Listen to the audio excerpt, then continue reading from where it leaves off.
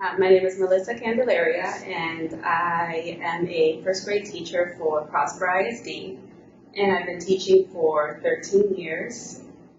My name is Kelly Brazier, and I am an instructional coach at Chandler and Vaughn Elementary here in Allen, and I've been teaching since 1991. I took a little break to work at Playdate, which was one of my favorite jobs, and then I went back to teaching in Allen. And I'm Mary Jane Barnes, and I am the counselor at Cheatham Elementary. I graduated in 91 and then took a break to be with the family, and then we moved here, and I started teaching at Story Elementary and then became the counselor, went back into grad school, and then opened Cheatham. And I've been at Cheatham, so I don't know how many years that is, so that's where I'm at. Both my parents were teachers, and my grandmother was a teacher. And I think I've just always liked kids. And I can remember babysitting at a really early age, and like with NYF, we would go and do camps. We were the counselors for the camps down in South Texas. So I always wanted to be that. So what the interesting piece was, I taught for 10 years in Garland, and then I stayed home with the kids. And I was going to discover what I was really going to be. What will I really be now that I'm finished teaching?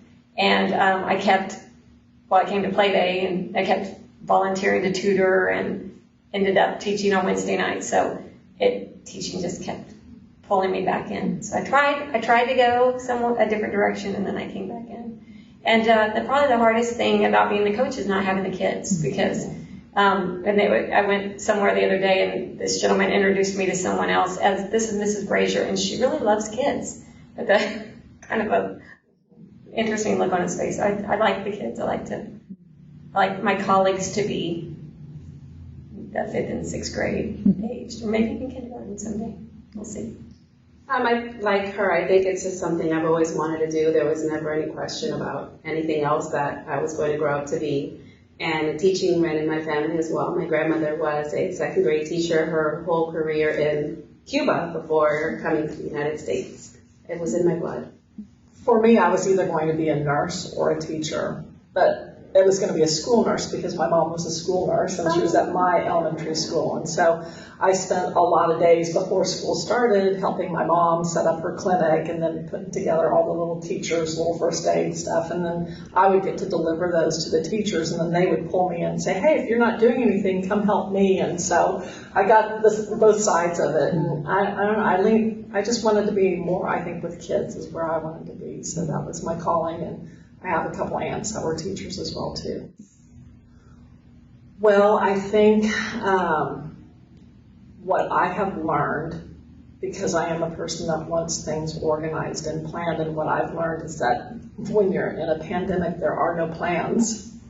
And being that this is the first time I've been through one, I assume everybody else too. So I had to stop and reflect how I'm feeling, and speaking like a counselor, then I felt, okay, this is what the kids are feeling, these are what parents are feeling. So we need to go through some of this gracefully. We may not have answers, and if something that doesn't get done, it really is okay, because I think the number one thing through all this is our safety and our health and taking care of each other. I think that probably was going to be the biggest lesson, just making sure we're okay, we're healthy, and we can catch up academically, and we will. The kids are resilient, and we'll move forward and catch up. Well, being a first grade teacher, I would say it was really hard to adapt to the technology. I've learned to be a lot more technologically savvy than I already thought I was. But I would say the hardest part was not getting to interact with the kids, because when they're that young, I can't tell you. I mean, there isn't a day that goes by where a child doesn't call me mom by mistake in the classroom, because you're not only there to teach them, but you're there to take care of them, to nurture them, to, wipe their tears when their best friend doesn't want to play with them on the playground, or when they scrape their knee. And I think it's just like that nurturing piece that was missing, because we did get to see them like via my district did Google Hangouts, and I did get to see their faces a couple times a week. But it's not the same as having them with you 7 hours a day. It was just, I don't know how to adjust to that. We haven't gotten the answer to that. So I would say not being around, the innocence and just the amazingness that is the little population that goes to school that's been real tough. It was very surreal going into a building and not having the children, because there's just a few adults and hundreds of kids. And when we all came to start gathering stuff, everybody was like, this doesn't feel right, missing the kids. It was really hard. Like, this isn't right. We shouldn't be teaching like this. I focused on was how can we support the teachers? How can we support the teachers? Because this is going to be, there's going to be a lot of emotions, and it's almost, I felt at times it was like being in a maze, because I could go down this direction and become the expert in Google, or I could go down this direction. Like, there's so many, but I need to take care of the kids. I need to take care of the parents. I need to make sure everybody has technology. There were so many paths that they could choose. And so I think the thing that I learned about myself was I had to be more in the prayers that I mainly had during that time were try to understand where the person is coming from that you might be frustrated with, or even in awe of, like, where are they coming from, and have some empathy and grace for those people and help them support everybody else. I think it's been in the kids that I do see now out on the streets, and I just see them kind of bouncing back now that things are open, and it's almost like they're so innocent and they're so oblivious and they're just so happy and grateful, I guess, every day. And I think I've seen God in them, because they're just so ready to bounce back, and it almost seems like they don't even know what had just happened to them, if that makes any sense. I saw lots of parents taking care of teachers. We had cookies delivered to our house.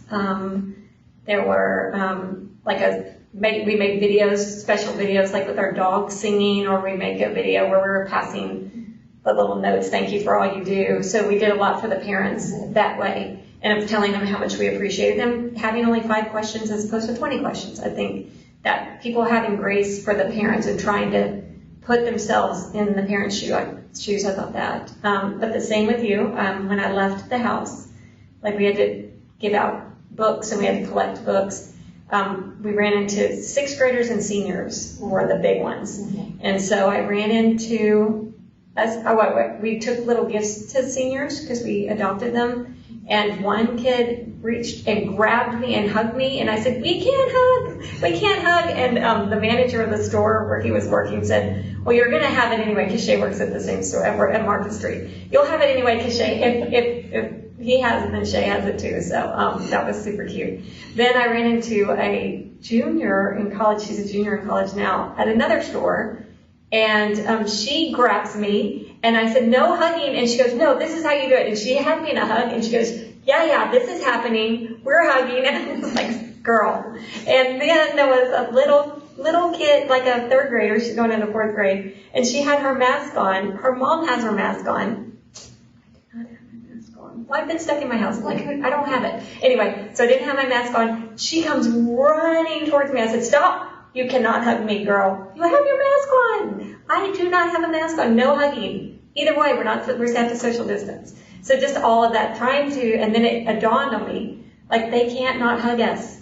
And I took a picture with a senior, and we are not social distance. Neither one of us has a mask on, and she's telling this other girl, Miss Brazier used to call me her mini-me because we both talk a whole lot and tell long stories. And I was like, yeah, but it looks like you've outgrown it, and I haven't yet. But anyway, that's where I see God, is in the joy that they have just seeing us, and then wanting to express it, and then just people taking care of each other. I thought there was a lot of kindness that I saw. And I saw God in just all the people, and I don't want to say I forgot. I always knew God was always with me and going through this with me, but I didn't have my aha until you see the people and our eyes light up. It's kind of like, now we want to hug and we can't do that, but yeah, just seeing the teachers, like, oh, I really do miss you. Yeah, we've been chatting online and through emails and such, but not being together has been really hard. And then seeing the parents and the kids drive through, and they're crying, we're all crying because we all miss each other, so that's definitely where God was. And I also felt like that's sad tears because we won't see each other, but we will. We're gonna get back together again, so.